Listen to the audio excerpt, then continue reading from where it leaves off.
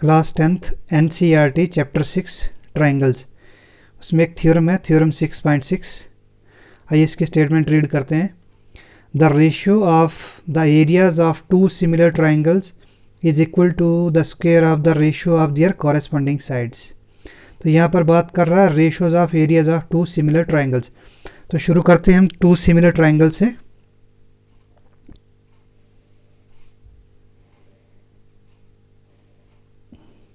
Triangle A, B और triangle C. एक और ट्राइंगल ड्रा करेंगे।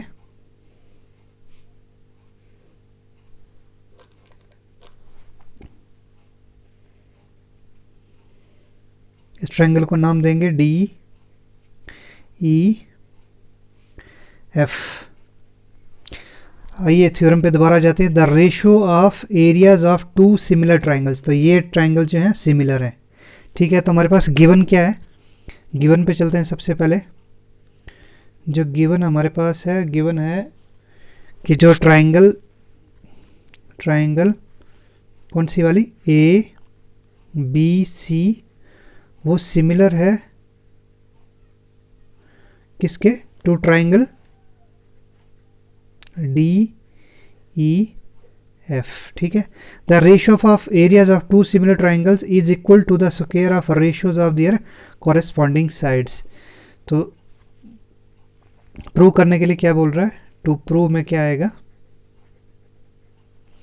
बोलता है the ratios of areas of two similar triangle is equal to the square of ratios of their corresponding angles. तो corresponding angles कौन से हैं, इन दो ट्राइंगल्स के, ए बी, डी ई और डी एफ। यानी एरिया ऑफ ट्राइंगल, इनका जो रेशियो है, area of triangle of this triangle to this triangle is equal to square of this side divided by square of this side, then square of this side divided by square of this side, then square of this side divided by square of this side है। इसको to prove करने के लिए हमें prove क्या करना है कि area of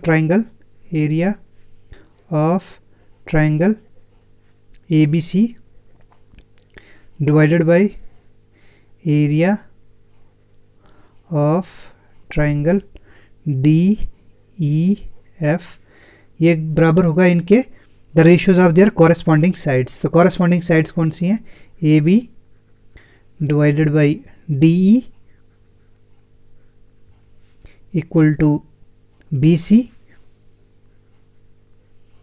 divided by E F equal to A C divided by D F, A C divided by D F, ठीक है बच्चों। The ratio of areas of two similar triangle, तो रेशियो हमने ले लिया area of triangle A B C और of area of triangle D F. इस triangle का एरिया और इस ट्राइंगल का इनका रेशियो ले लिया, is equal to the square of the ratios of their corresponding. तो ये इनके स्क्वायर्स के बराबर है। जो कॉरेस्पॉन्डिंग साइड्स हमने ले ली थी, A B by D E, then A C by D F, then B C by E F, इनके स्क्वायर के बराबर है, ठीक है बच्चों। तो आइए शुरू करते हैं। सबसे पहले क्या करेंगे, कंस्ट्रक्शन करेंगे हम। कंस्ट्रक्शन से शुरू करते हैं। कंस्ट्रक्शन क्या करेंगे हम, एक परपेंडिकुलर ड्रॉ करेंगे इस ट्रायंगल में, वर्टेक्स ए से इसके ऊपर बी सी के ऊपर। सिमिलरली एक परपेंडिकुलर इसके ऊपर ड्रॉ करेंगे, डी वर्टेक्स से ई एफ के ऊपर, ठीक है। इसको पॉइंट को नाम देते हैं हम एम और इसको नाम देते हैं एन। तो क्या लिखेंगे हम, draw a line, draw a perpendicular on side BC and perpendicular on side EF, ठीक है बच्चों। तो आइए शुरू करते हैं एरिया ऑफ ट्राइंगल से। इस ट्राइंगल का एरिया और इस ट्राइंगल का एरिया। तो एरिया ऑफ, प्रूफ में चलेंगे, प्रूफ है ये,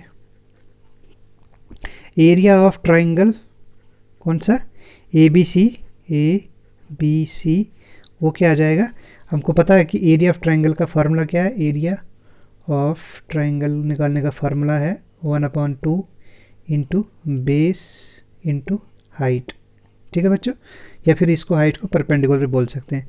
तो area of triangle A B C is equal to 1/2 into base, base क्या है B C, into height, height इसमें क्या है बच्चों ए एम। ठीक है, सिमिलरली एरिया ऑफ ट्राइंगल कौन सा लेंगे डी ई एफ, क्योंकि हमें दोनों चाहिए। तो area of triangle D E F equal to 1/2 into base, base कितना इस ट्राइंगल का डी ई एफ का, ई एफ इंटू अल्टीट्यूड, तो इसका क्या है डी एन। ठीक है बच्चों, यहाँ तक आगे तो हमें क्या चाहिए, area of triangle A B C divide by area of triangle D F, तो हम इसको क्या करेंगे डिवाइड कर देंगे इस एरिया ऑफ ट्राइंगल को इस एरिया ऑफ ट्राइंगल से। क्या आ जाएगा ये area of triangle A B C divided by area of triangle D E F equal to 1/2 into B C into A M divide करेंगे 1/2 into E F into D N. तो ये cut जाएगा आपस में 1/2 तो ये क्या आ जाएगा, ये आ जाएगा B C into A M divided by E F into D N. ठीक है बच्चों, B C upon E F into A M upon D N, इसको मानते हैं हम इक्वेशन 1। ठीक है बच्चों, अब नाउ क्या करेंगे, नाउ कंसिडर करेंगे ट्राइंगल कौन सा ए एम बी और triangle D N E. Now consider कौन कौन से ट्राइंगल, ए यहाँ पे ये परपेंडिकुलर है 90 डिग्री, यहाँ पे ये भी 90 डिग्री है। Consider triangle A B M and triangle D E N. ठीक है बच्चों, दो ट्राइंगल जो है हम कंसिडर करेंगे। इस ट्राइंगल में क्या है, एंगल बी जो है वो एंगल ई के बराबर होगा। एंगल बी जो होगा, ये वाला जो एंगल है वो एंगल ई के बराबर है। ठीक है बच्चों, ये एंगल बी जो है वो एंगल ई के बराबर होगा, और सॉरी एंगल बी जो है वो एंगल ई के बराबर होगा, ये एंगल ई। और साथ में जो है एंगल एम जो है, एंगल एम जो है वो एंगल एन के बराबर होगा। अच्छा, ये एंगल बी जो है वो एंगल ई के बराबर क्यों है, एंगल बी जो है एंगल ई के बराबर क्यों है, क्योंकि सिमिलर, क्योंकि जो ट्राइंगल ए बी सी है वो सिमिलर है ट्राइंगल डी ई एफ। तो जब अगर ट्राइंगल सिमिलर हो तो उनके जो कॉरेस्पॉन्डिंग एंगल्स हैं वो क्या होते हैं, इक्वल होते हैं। तो वो प्रॉपर्टी हमने, क्योंकि ये दोनों ट्राइंगल सिमिलर हैं तो वो वाली प्रॉपर्टी हमने लेके हमने बोल दिया कि एंगल बी जो है एंगल ई के बराबर है। ठीक है बच्चों, और एंगल एम जो है एंगल एन के बराबर क्यों है, क्योंकि दोनों एंगल जो है 90 degree, because both angle M and angle N are 90 degree.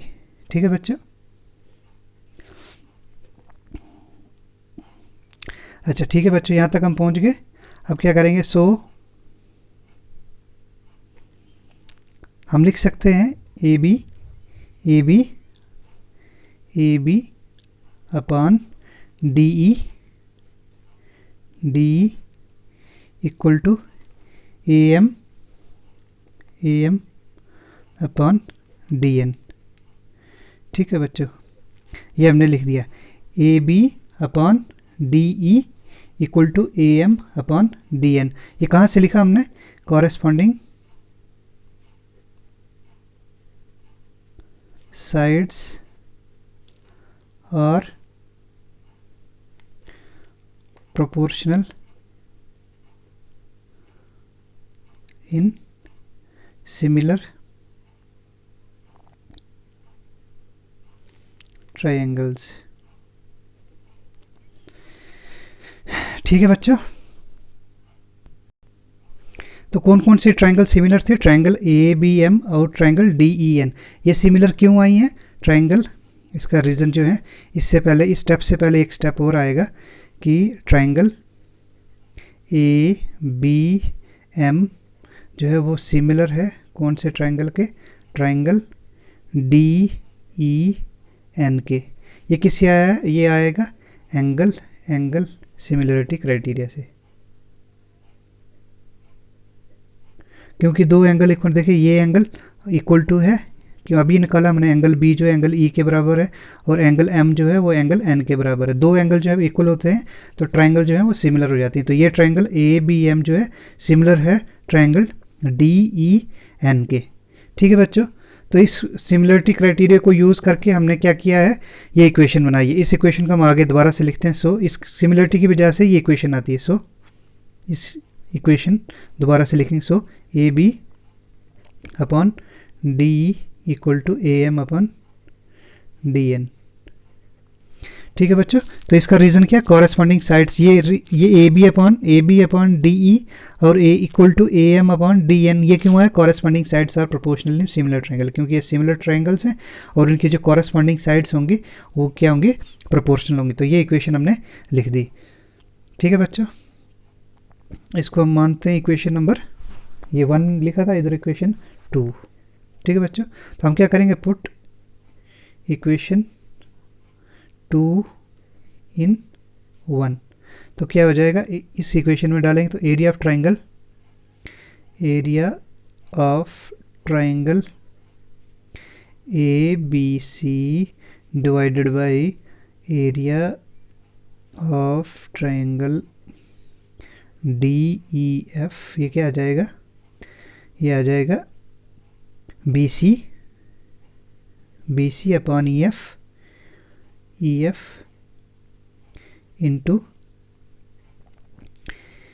AM upon DN। इसकी जगह पर हम क्या लिखेंगे? AM अपॉन DN, इसकी AM और अपॉन DN की जगह पर लिखेंगे AB अपॉन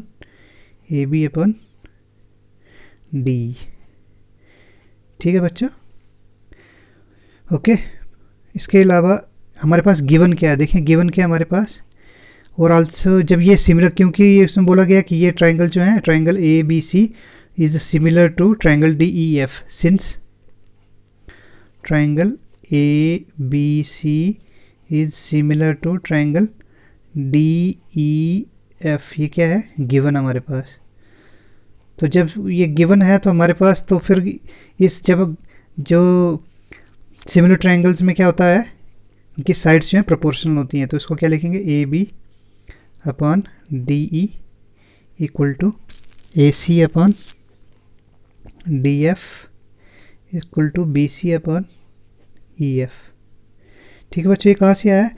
क्योंकि ये क्वेश्चन में गिवन है the ratio of area of two similar triangle is equal to the square of ratios of their corresponding angles. तो ये पहले से ही सिमिलर ट्रायंगल्स हैं। ये दोनों ट्रायंगल जो हैं, वो थ्योरम में बोला गया कि ये सिमिलर ट्रायंगल्स हैं। तो सिमिलर ट्रायंगल्स के केस में क्या होता है, जो साइड्स होती हैं वो प्रोपोर्शनल होती है। AB upon DE equal to AC upon DF equal to BC upon EF। तो इस प्रॉपर्टी को हम यूज़ करेंगे। ठीक है बच्चों, तो इस इक्वेशन में इसको अब यूज़ करेंगे। अब क्या करेंगे कि जो BC अपॉन EF है इसकी जगह पर यूज़ करेंगे DE। तो इस इक्वेशन, इसको इक्वेशन नंबर 3 मानते हैं। तो इक्वेशन 3 को हम क्या यहाँ पे लेंगे? तो area of triangle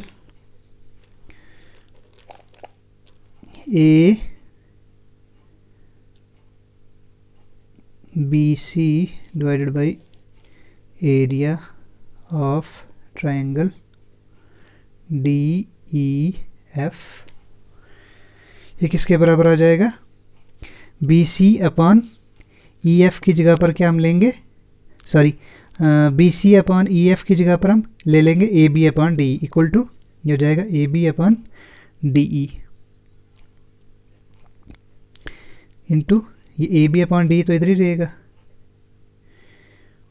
AB upon DE। ये था BC upon EF। BC upon EF की जगह पर हमने क्या कर लिया? BC अपॉन EF की जगह पर हमने AB बाई DE ले लिया इस इक्वेशन से। ठीक है, इसको इक्वेशन 4, ये कहाँ से लिया हमने? फ्रॉम इक्वेशन 4 से। A B B C upon E F की B C upon E F की जगह पर हमने A B by D E आ गया। ठीक है बच्चों, A B upon D E into A B upon D, तो ये क्या हो गया, area of triangle A B C है divide by area of triangle D E F is equal to A B upon D E का square हो गया। ठीक है बच्चों, यह हमें निकल गया। सिमिलरली क्या आ जाएगा, एरिया ऑफ ट्राइंगल जो है हम क्या करेंगे, A B upon D E की जगह पर क्या हम लिख सकते हैं, A C upon D F, तो ये A C upon D F का भी स्क्वायर हो जाएगा। क्यों, क्योंकि A B upon D E equal to किसके बराबर है, A C upon D F के। ये कहाँ से लिया, फ्रॉम इक्वेशन 4। ठीक है बच्चों, सिमिलरली इसी इक्वेशन को हम ऐसे भी लिख सकते हैं, A C upon D F की वैल्यू क्या है, B C upon E F के बराबर भी है, तो इसको हम B C upon E F के बराबर भी लिख सकते हैं। ये क्यों लिखा है ऐसा, क्योंकि A C upon D F जो है वो बराबर है, A C upon D F किसके बराबर है, B C upon E F के। ठीक है बच्चों, तो area of triangle A B C किसके बराबर है, equal to A B square by D E के स्क्वायर भी के बराबर है, और equal to A C upon D F के स्क्वायर के भी बराबर है, और equal to B C upon E F के स्क्वायर के बराबर भी है। तो इधर से कंटिन्यू करते हैं हम यहाँ पे, क्योंकि area of triangle A B C जो है divide by area of triangle equal to D E F जो है A B square upon D E के बराबर भी है, A C upon D F का होल स्क्वायर के बराबर है, और B C upon E F का होल स्क्वायर के बराबर है। तो यही तो हमें प्रूव करना था कि area of triangle A B C upon area of triangle D E F, area of triangle A B C upon area of triangle D E F equal to A B square upon D E square is equal to आ गया A B upon D E का square, equal to था B C upon E F square, तो equal to आ गया A C upon D F का square और B C upon E F का स्क्वायर, तो B C upon E F का, हैंस तो लिखेंगे क्या, hence area of triangle A B C divided by area of triangle D E F equal to किसके बराबर हो जाएगा, A B upon D E square, और ये फर्दर किसके बराबर, A C upon D F square equal to further किसके बराबर है, B C upon E F square. ठीक है बच्चों, हैंस प्रूव्ड। Thank you.